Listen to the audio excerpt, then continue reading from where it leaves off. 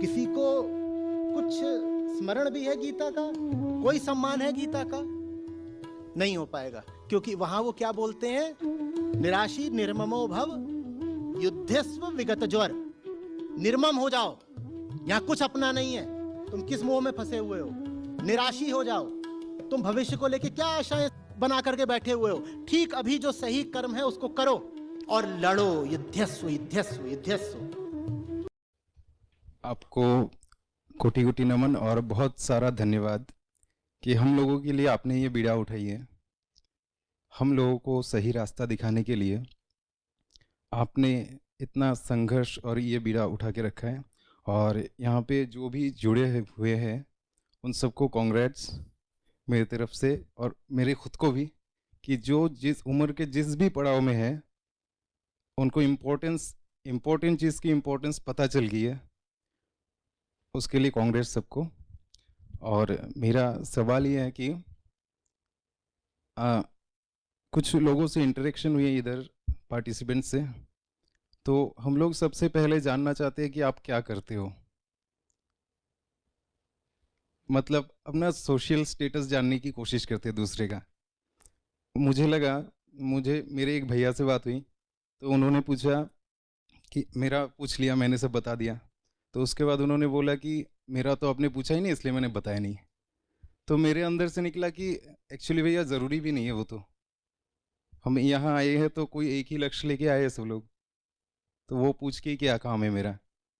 तो मतलब उसी पे सोशल स्टेटस को हम यहाँ भी कैरी कर रहे हैं, उसी चीज़ पे थोड़ा क्लैरिटी चाहिए थी। और दूसरा सवाल आचार्य जी ये है कि मैं असम से आया हूँ, और जब आ रहा था ऑफिस के लोग या फिर दोस्तों से भी बोला मैंने, और मैं शेयर करता रहता हूँ आपका वीडियोस, तो सबको पता है मैं यहीं जा रहा हूँ। तो उन लोगों ने बोला सिर्फ इसी काम के लिए जा रहा है इतना दूर?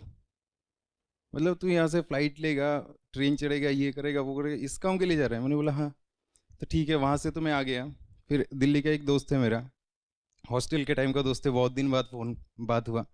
तो उसने बोला पागल है, इस काम के लिए आया है इतना दूर, और कुछ काम नहीं है? मैंने बोला नहीं, यही इंपॉर्टेंट है, इसीलिए आया हूँ मैं। मतलब तो मतलब भारत में जिस चीज़ को प्राइमरी होना चाहिए था, मतलब स्पिरिचुअलिटी को लोग हमेशा सेकेंडरी समझते हैं आज भी।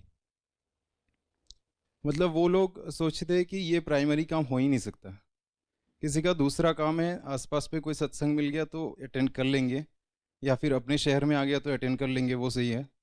लेकिन आप इतने दूर से आके इसी काम के लिए आके होटल में रह के अटेंड कर रहे, वो मतलब एस्टोनिश्ड होते हैं थोड़ा। तो वही इन दो सवालों में थोड़ा क्लैरिटी चाहिए थी। क्लैरिटी क्या दूं? मैं ऐसे ही लोग हैं, कहीं भी जाते हैं तो वहाँ यही देखते हैं कि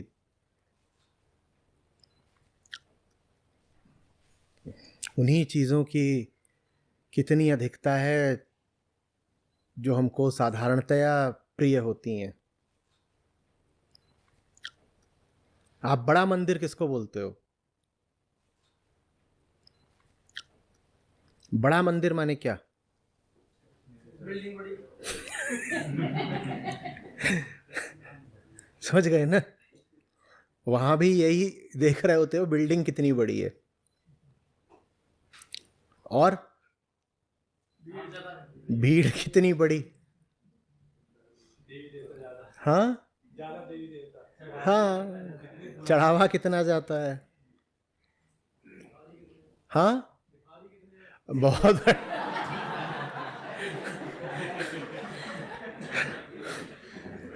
कितनी दूर तक भिखारियों की और दुकानों की कतारें हैं। तो ऐसे ही हैं हम, और हमें पता भी नहीं होता हम ये सब कुछ कर रहे हैं। हमें लगता है कि हम में धार्मिकता जग गई है, हम मंदिर से प्रभावित हैं। आप जब जाते हो किसी मंदिर में बड़े, तो आपको यही तो लगता है ना अचानक कि भीतर कुछ भक्ति का आवेग सा उठता भी है। कैसा भी आदमी हो, वहां जब खड़ा हो जाता है वो कहता है यहां जरूर कुछ है, यहां जरूर कुछ है। अचानक मुझ में श्रद्धा जग गई। उस बेचारे को पता भी नहीं कि वहां जो है, जिससे उसमें ये श्रद्धा जग रही है, वो वास्तव में क्या है। भाई तुम वही इंसान हो जिसको ऊंची इमारतें पसंद हैं, जो लोगों की भीड़ देख करके प्रभावित हो जाता है, जिसको रुपए पैसे से बहुत फर्क पड़ता है। और वो चीजें जब आप एक मंदिर में भी देख लेते हो तो वहां आप प्रभावित हो जाते हो, वहां कहने लग जाते हो अरे मेरी श्रद्धा जग गई, श्रद्धा जग गई, और थोड़ी कुछ। तो आपको प्रभावित जो आज भी करना चाहते हैं वो फिर बड़े बड़े मंदिर बनवाते हैं। और बहुत लोग मिलेंगे जो कहेंगे वहां जाकर के, वहां कोई खास फील्ड है, वहां जाकर के मुझे कुछ हो जाता है। बेटा वहां फील्ड नहीं है, बस वो 800 करोड़ का मंदिर है। वो 800 करोड़ है जिससे प्रभावित हो रहे हो, पैसा। हम गिनते हैं फलाने मंदिर में कितने लाख दिए जलाए गए, और जैसे ही पता चलता है इतने लाख दिए, छाती इतनी ऐसे, दिख नहीं रहा कि उसमें भी तुमने अपना अहंकार ही डाल रखा है। अहंकार ही है ना जो संख्याएं गिनता है। ये गिनती करने का काम किसका होता है? पर आप धर्म पर भी, राम पर भी, भगवान पर भी चढ़ बैठते हो गिनतियां कर करके। और लोग कितने प्रसन्न होते हैं, ये फलानी जगह है, इतने 1000 करोड़ की लागत से बनी है, कि चलो चलो चलो देखते हैं चलने। वही तो हमारी धार्मिकता की पहचान है, हम वहां पहुंच जाए तो। और जो जानने वाले थे,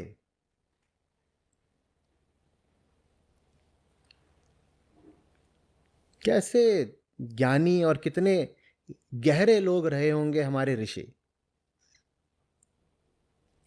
उन्होंने आपके तीर्थ भी ऐसी जगहों पर बनाए जहां पर बड़ा निर्माण संभव ही नहीं था उन दिनों।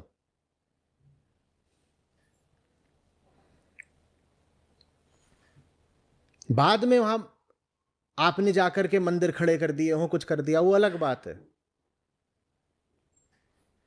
पर उन्होंने कहा कभी कैलाश, कभी केदार, कहीं जाओ, वहां कैसे तुम कुछ करोगे? वहां न तुमको पैसा दिख सकता है, न भीड़ दिख सकती है। अब बताओ जिसमें श्रद्धा हो वो पहुंच के दिखाए। पैसे के लिए जाना है, नहीं जा पाओगे, वहां पैसे का कोई प्रदर्शन है ही नहीं। भीड़ के लिए जाना है, वहां तुम्हें 4 आदमी नहीं मिलेंगे। सुख के लिए जाना है, रास्ते भर कष्ट मिलेगा। उसके बाद जो जा सकता है वो जाए। ये थोड़ी था तब के हेलीकॉप्टर पे बैठ के वहां पहुंच गए।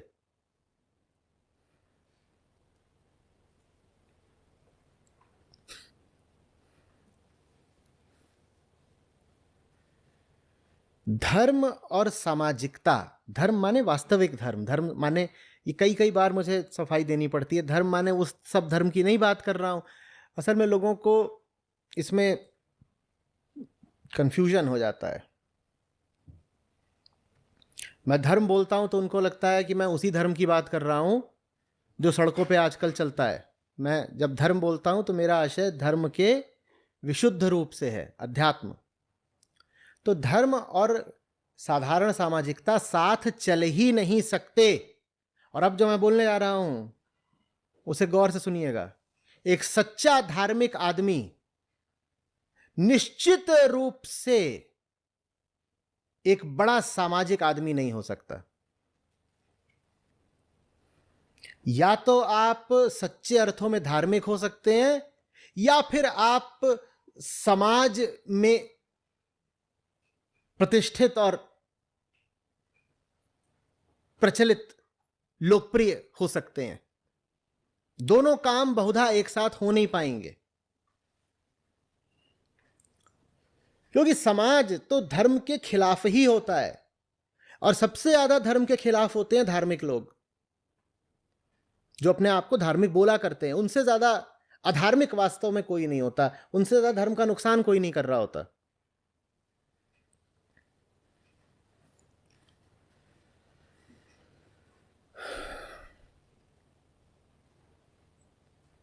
तो आप ये नहीं कर सकते कि आप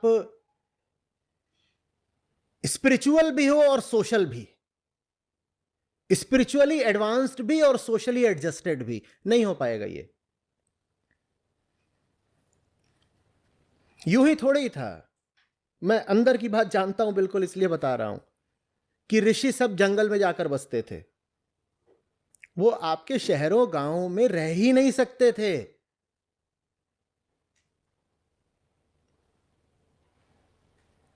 और अगर वो रह जाते तो आप उन्हें मार डालते, क्योंकि वो जैसा जीवन जीते हैं वो आपकी सामाजिकता और नैतिकता के बिल्कुल खिलाफ है।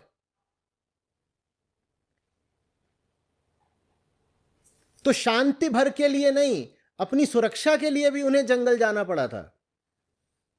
वही लोग जो उन्हें पूजते हैं जब वो जंगल में होते हैं, ऋषि का आश्रम है जंगल में तो पूजा जाता है, और आप साल में एक बार वहां जाते हो और नमस्कार करके और चरण स्पर्श करके लौट आते हो।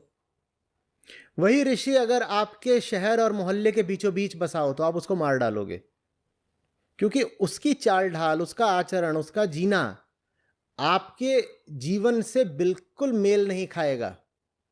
आप जिन तरीकों पर, कायदों पर, आदर्शों पर चलते हो, ऋषि के जीवन से उनका कोई लेना देना नहीं। ऋषि का केंद्र बिल्कुल अलग है। वो आपके ढर्रों के साथ कभी सुव्यवस्थित हो ही नहीं पाएगा, और जब नहीं हो पाएगा तो आप कहोगे ये गलत आदमी है, इसको खत्म कर दो। देखो ये कैसे जी रहा है, और ये ऐसे यहां रहता है, ऐसे जीता है। हमारे बच्चों पर गलत असर पड़ता है, हमारी महिलाओं पे क्या संदेश जा रहा है, ये ऐसे रहता है यहां पर। तो उन्होंने कहा इससे पहले कि तुम कुछ करो हम ही निकल लेते हैं। तो वो चढ़ गए पहाड़ों पर, गुफाओं में चले गए, जंगलों के भीतर चले गए। बोले जंगल में रहने का कष्ट झेलना बेहतर है समाज में रहने के कष्ट को झेलने से। जंगल में यही होगा ना कि जंगली जानवर खा जाएंगे। अरे तो जंगली जानवर सिर्फ तभी खाएगा जब उसे सचमुच भूख लगी होगी, पर समाज में रहूंगा तो ये लोग खा जाएंगे। दूर चलो। हम जैसे हैं हमें वैसे ही रहना है, और हम धर्म को भी अपने ऊपर बस एक आवरण की तरह, एक लिबास की तरह डाल लेना चाहते हैं। हम ये नहीं कहते कि हम सामाजिक हैं, अपनी सामाजिकता को हटाकर हम धार्मिक हो जाएंगे।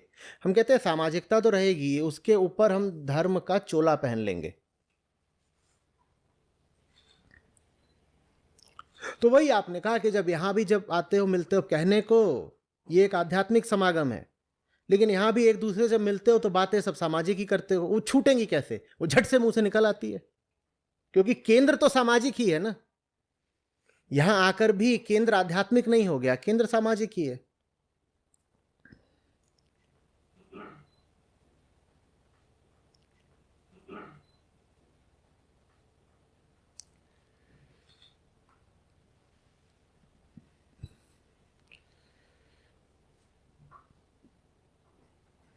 आ रही बात समझ में कुछ?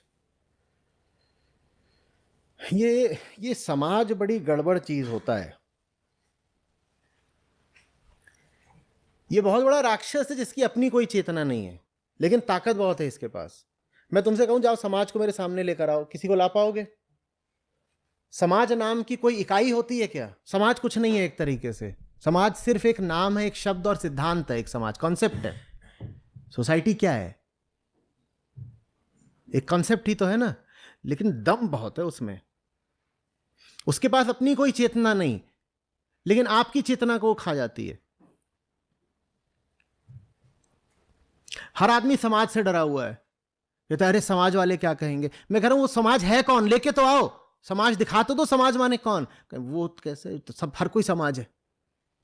समाज माने कौन? अब समाज माने कोई नहीं, लेकिन हर आदमी समाज से बहुत डरता है, और हर आदमी समाज के ही कहे पर, समाज के ही पद चिन्हों पर चलता है।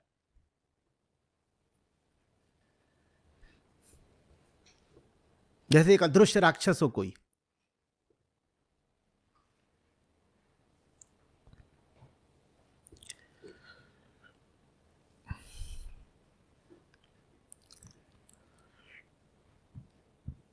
कहते डर लगता है। मैं पूछता हूं of exactly what? Afraid of exactly हुम? वो नहीं नहीं, बस लगता है कुछ हो जाएगा, कुछ कौन कह देगा। मतलब जो कह देगा वो कौन है, उसे कहने से क्या जाता है। आमतौर पे जो कह देगा वो आपका कोई लगता नहीं, उसे कहने से कुछ जाता नहीं। और जिनको आप कहते हो कि आपके कुछ लगते हैं, अगर वो आपको कुछ कह रहे हैं तो आमतौर पे वहां मामला भौतिक होता है, मटेरियल होता है, स्वार्थगत होता है। तो वहां भी आपको कोई फर्क पड़ना नहीं चाहिए।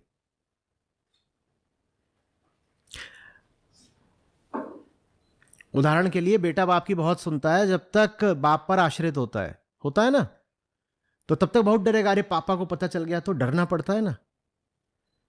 वो तुम डर इसलिए रहे हो क्योंकि बाप से पैसा मिल रहा है। और जब अपना कमाने कमाने लग जाते हो, 20 साल बाद का दृश्य देखिए, लड़का खुद कमा रहा है, बाप अब रिटायर हो चुका है, अपना घर में बैठे हुए हैं, उनकी अब ज्यादा आमदनी नहीं है, तब भी बेटा बाप से डरता है क्या? तो मामला डर का नहीं, स्वार्थ का था। या ये कहिए कि डर स्वार्थ से आ रहा था। तुम डर इसलिए नहीं रहे थे पिता से, चाचा से, ताऊ से, पड़ोसियों से कि समाज बहुत बड़ी चीज है। डर इसलिए रहे थे क्योंकि स्वार्थ बड़ी चीज है, पैसा उनसे आ रहा था। और जिस दिन उनसे स्वार्थ कट गया, उस दिन उनसे डरना भी बंद कर दिया।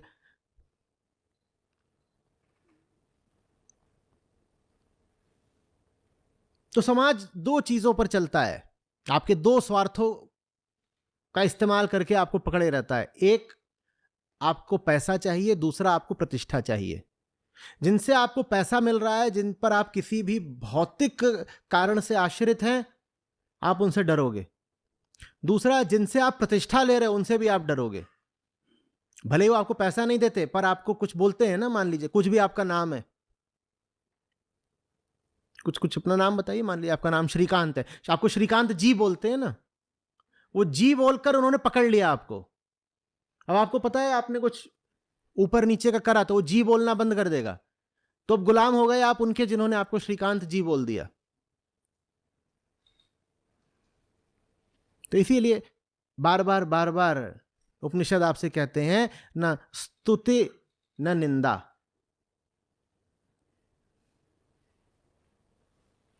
न मान न अपमान, दोनों में से किसी पे ध्यान नहीं देना है। और अगर मान को तुमने ग्रहण कर लिया तो तुम्हें अपमान को भी ग्रहण करना पड़ेगा। कोई बहुत मान दे रहा हो, मान लेना नहीं। जब कोई बहुत इज्जत दे रहा हो, उस जगह से कम मानसिक रूप से गायब हो जाओ। क्योंकि अगर उसकी दी हुई इज्जत तुमने ले ली, तो उसकी दी हुई बेइज्जती भी तुम्हें लेनी पड़ेगी। तुमने द्वार खोल दिए अपने। अभी इन्होंने सवाल पूछने से पहले इतनी बड़ी बात कर दी, नमस्कार आचार्य जी, आप ये कर रहे हैं, आप वो कर रहे हैं। उतनी देर में मैं क्या कर रहा था? मैं कोशिश कर रहा था, मैं सुनो ही नहीं, मैंने आंख बंद कर ली थी, मैंने सुना ही नहीं। तुम ही हो जो कल जाकर के कहीं इधर उधर से मुझे गाली दोगे। न मुझे तुमसे स्तुति श्लाघा लेनी है, न मुझे तुमसे गालियां लेनी है। मैं हूं, मुझे पता है, I am what I am.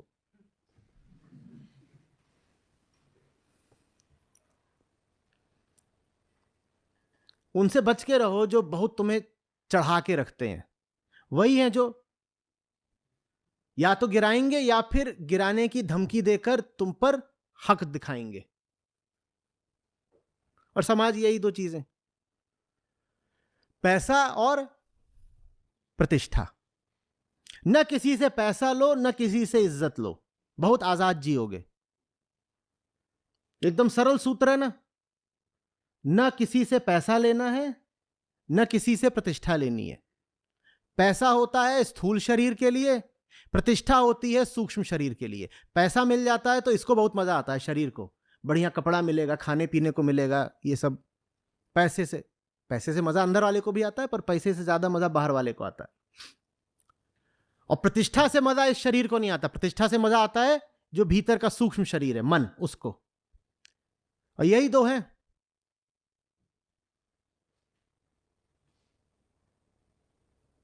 नहीं फंसना,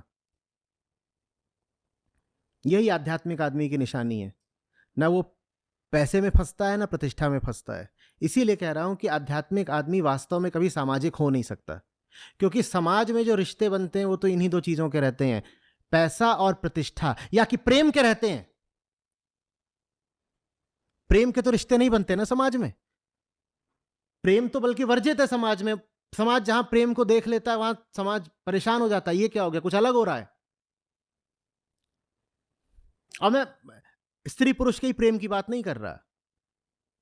आप यदि ऐसे व्यक्ति हैं जिसको अपने काम से भी गहरा प्रेम हो गया है, तो समाज आप पर फप्तियां कसेगा। आप ऐसे हो जाइए, आप कहिए कि डूब गया हूं मैं अपने काम में, लोग कहेंगे ये देखो ये क्या है। नहीं। समाज माने स्वार्थों का ताना बाना, और स्वार्थों के ये दो नाम, पैसा और प्रतिष्ठा। इन दो का आदान प्रदान बंद कर दें, आप मुक्त हो जाएंगे। और ये जगह भी जहां आप अभी आए हुए हैं 3 दिन के लिए, इसलिए नहीं है कि यहां भी आप अपने सामाजिक स्तर का प्रदर्शन करें, वो तो आप करते ही रहते हैं। यहां पर आप आए हैं कि उससे जरा मुक्त हो पाए।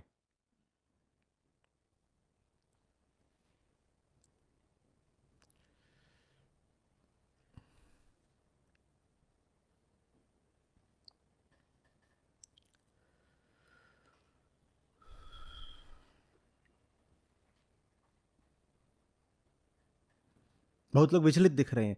आचार्य जी सचमुच आध्यात्मिक हो गए तो सामाजिक नहीं हो सकते? सॉरी।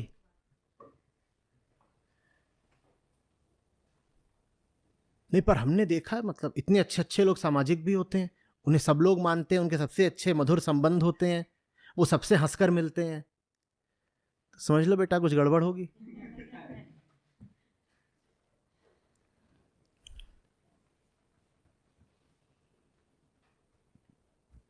वोट के लिए मिलना पड़ता है सबसे हंस हंस के।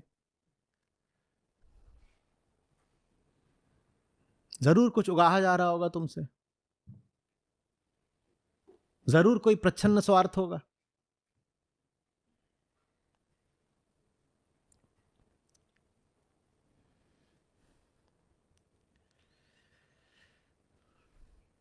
लेकिन आध्यात्मिक आदमी सामाजिक हो न हो, प्राणदायी जरूर होता है।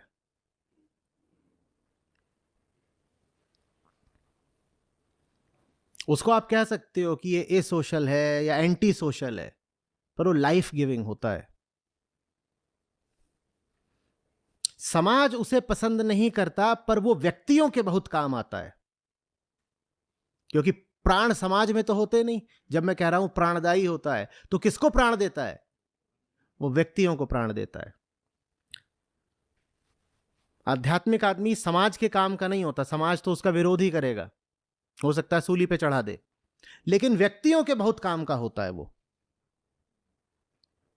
वर्गों के काम का नहीं होता, व्यक्तियों के काम का होता है।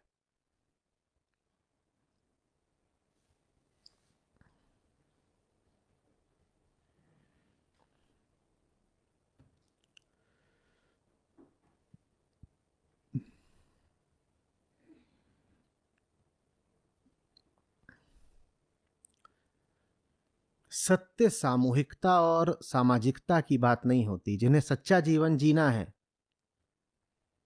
वो अकेले होने का भय त्याग दें।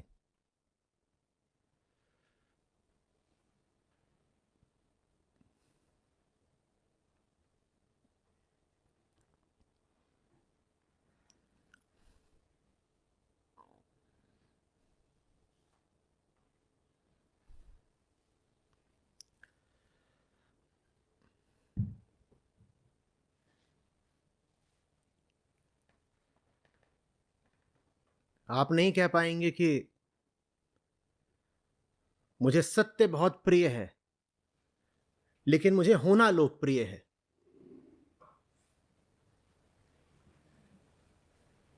जिसको सत्य प्रिय हो गया, उसे लोकप्रियता से बहुत मतलब नहीं रह जाता।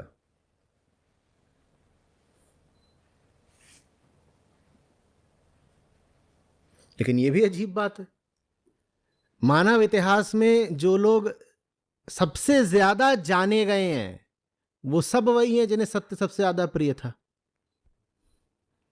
और जिन्हें सत्य की अपेक्षा समाज प्रिय था, समाज ने भी उन्हें समय की धूल बना दिया, कोई नहीं उनको याद रखता। करोड़ों अरबों लोग मर गए ना, समाज को ही खुश करने में पूरा जीवन बिता के। यही करा ना उन्होंने जिंदगी भर, कि वो बुरा ना माने, न वर्मा जी बुरा माने, न शर्मा जी बुरा माने, मैं तो सबको खुश करके रखता हूं। हम तो सामाजिक आदमी हैं, सबसे बनाकर चलनी पड़ती है भाई।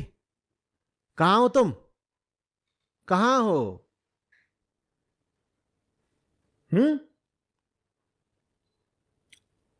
महात्मा बुद्ध ने एक बार कहा था, ये वहां है और ये उतना ही है जितना गंगा की तट पर रेत के कण हैं। गंगा किनारे रेत के जितने कण हैं ना, ये सब वही हैं जो कभी सामाजिक रूप से सफल होना चाहते थे और लोकप्रिय होना चाहते थे। कौन इन्हें याद रख रहा है? पांव तले हैं ये सब आज।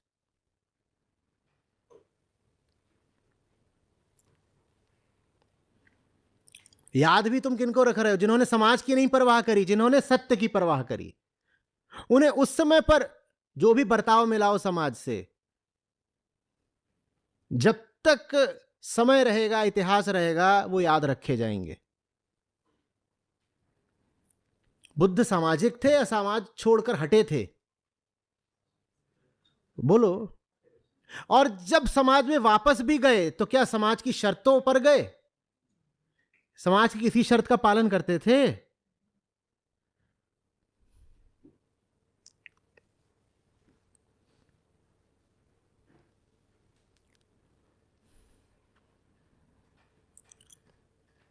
और ऐसा नहीं है कि उस समय उनको तत्काल लोगों ने आदर और आसन ही दे दिया। उनके खिलाफ भी जो कुछ करा जा सकता था सब कुछ करा, आजमाया, मारने की कोशिश भी करी उनको।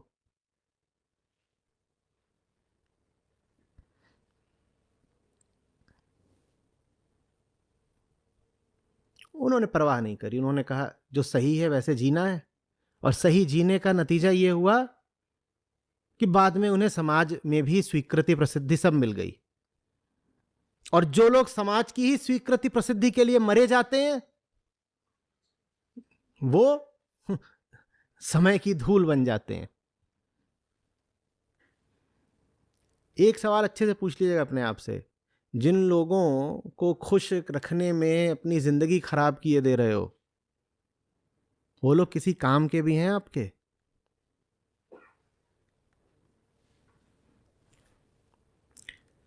जिनके डर के साए में जिंदगी बिता रहे हो, वो उखाड़ क्या लेंगे आपका? ये पूछिएगा अपने आप से।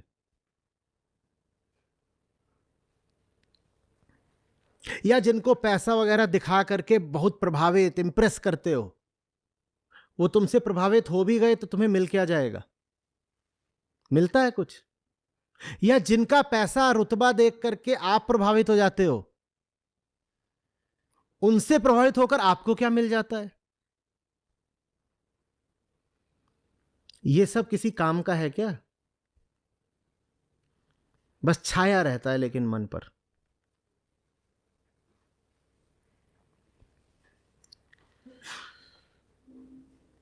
अध्यात्म सर्वप्रथम एक विद्रोह होता है अतीत के और आंतरिक ढर्रों के विरुद्ध। जो अतीत में चला आया है नहीं चलेगा अब, और जो भीतर भीतर लगातार चलता रहता है नहीं चलेगा अब। जो विद्रोही नहीं है वो आध्यात्मिक नहीं हो सकता।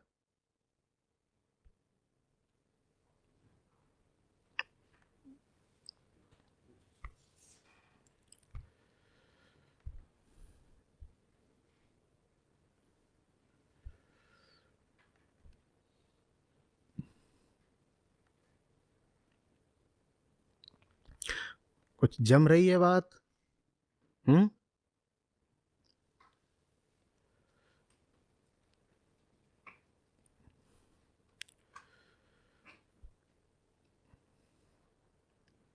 लेना एक न देना दो, दुनिया सर पे चढ़ी आती है।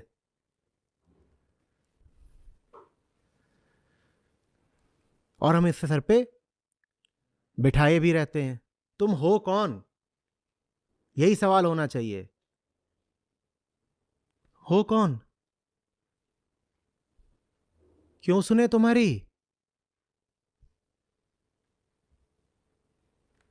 हम्म?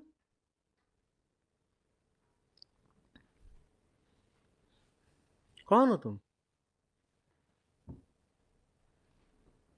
हाँ, सुनेंगे, ऐसा नहीं कि हमारे पास कान नहीं होंगे। हमारे पास कान उनके लिए होंगे जिनके पास प्रेम है। तुम्हारे पास प्रेम है तो मेरे पास कान है।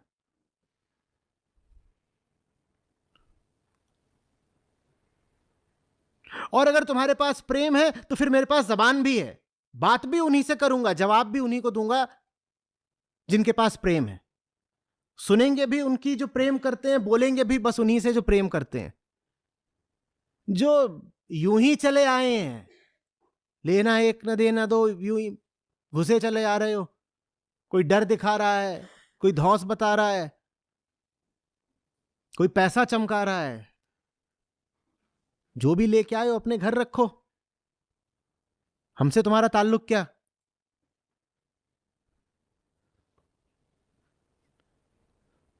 आज तक तुम्हारी मान भी ली तो तुमने हमें दे क्या दिया है? तुम्हारे कायदों पे चलकर तुमको ही कुछ नहीं मिला, हमें क्या मिल जाएगा?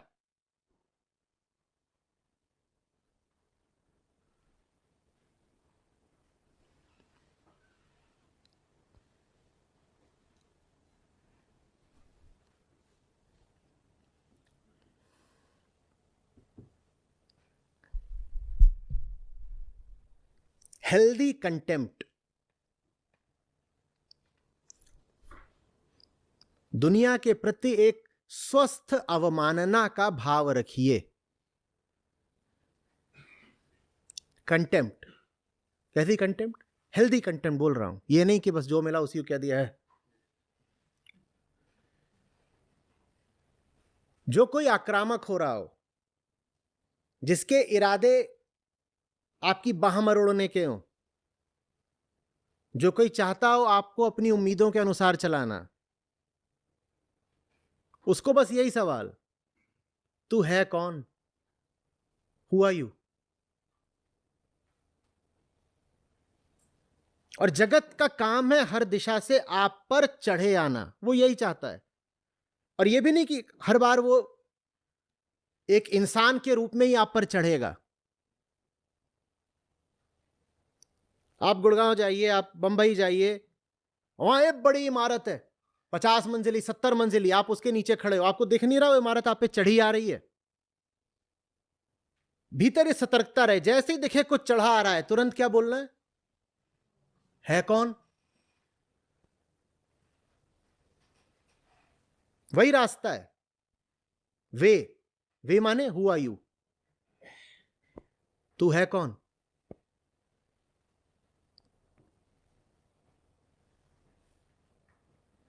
आप कहीं पर गए हैं नौकरी का इंटरव्यू देने, और बड़ा मल्टीनेशनल का ऑफिस है, उसके आप रिसेप्शन पे बैठे हैं और वो बड़ा इंपोजिंग होता है, वो आपके ऊपर एकदम चढ़ा आता है।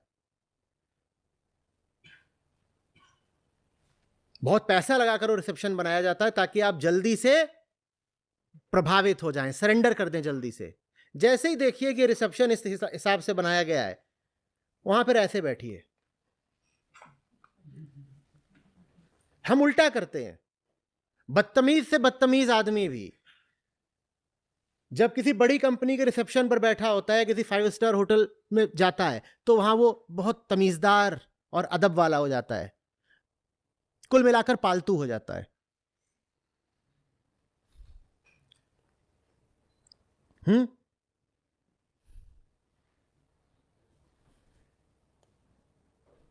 जर्मन शेफर्ड 5 स्टार में पहुंच के क्या बन गया? देसी पिल्ला।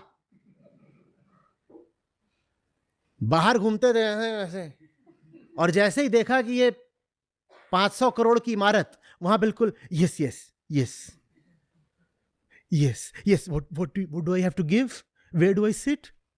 और वहीं बाहर निकल करके दुनिया भर से गाली गलौज और बदतमीजी। पालतू नहीं बनना है, समाज कि बाहुबल के सामने झुक नहीं जाना है।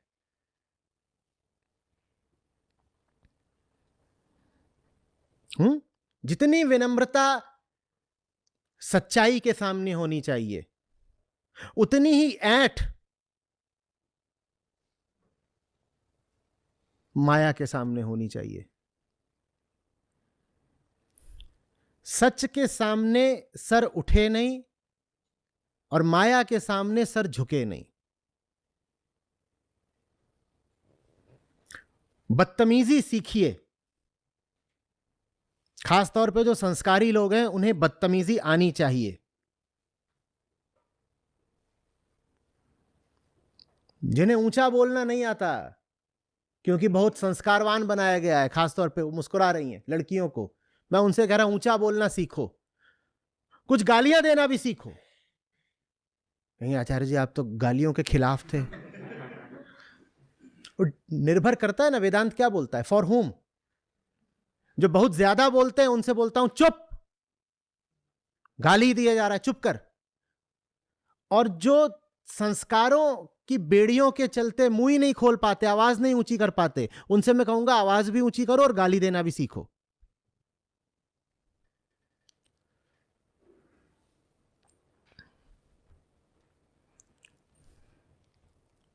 आ रही बात समझ में?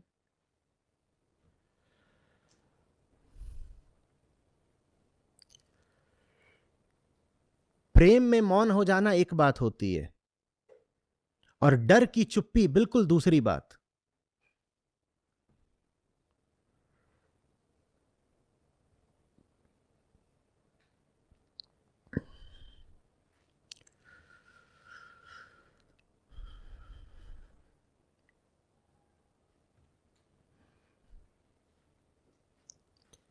मुझे बड़ा मजा आता है देखने में, लोग कितने तमीजदार हो जाते हैं एयरपोर्ट पर, फ्लाइट के अंदर, बड़ी कंपनियों में, बड़े अफसरों के सामने, नेताओं के सामने, बड़े रेस्टोरेंट में कितने तमीजदार हो जाते हैं। जहां बदतमीजी करनी चाहिए वहां तुम तमीजदार हो जाते हो, और जहां विनम्रता आनी चाहिए, जहां मृदुभाषण आना चाहिए, वहां तुम तेवर दिखाते हो। कोई सब्जी वाली बैठी होगी बूढ़ी, उससे लगे हुए हैं बहस करने में कि 5 रुपया बच जाए, और उसको उल्टा पुल्टा भी बोल रहे हैं। ऑटो पर बैठ करके रेस्टोरेंट पहुंचे हैं, ऑटो वाले से बदतमीजी कर रहे हैं। हाँ, रेस्टोरेंट में घुसते ही वहां पर और गेट पे ही खड़े हुए हैं दो भारी भरकम गार्ड बाउंसर, वहां बिल्कुल एकदम सीधे हो गए।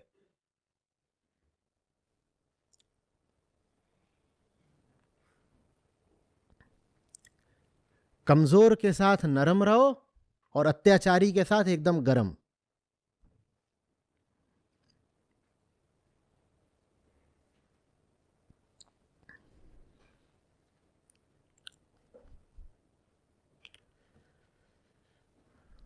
समाज उल्टे सिद्धांत पर चलता है। समाज और अध्यात्म की इसीलिए बनती नहीं आपस में। समाज कहता है ऊंचे लोगों से रिश्ता बना के रखो ना, नेटवर्किंग। अध्यात्म कहता है ऊंचा तो सिर्फ एक है, हमारी नेटवर्किंग तो उसी के साथ होगी। और बाकी जितने दुनिया में अपने आप को ऊंचा कहते हैं,